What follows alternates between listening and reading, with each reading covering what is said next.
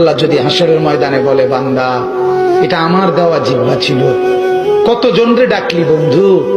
আল্লাহ যদি বলে, বান্দা আমার এই জবানে আমার নামটা কি আমি একবারও শোনার অধিকার ছিল না?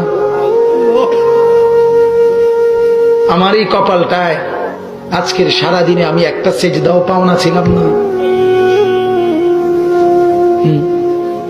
আমার এই কানটায় আমি আল্লাহকে একটা বারো আজানের আওয়াজটা শোনার হক আমি পাওনা ছিলাম না?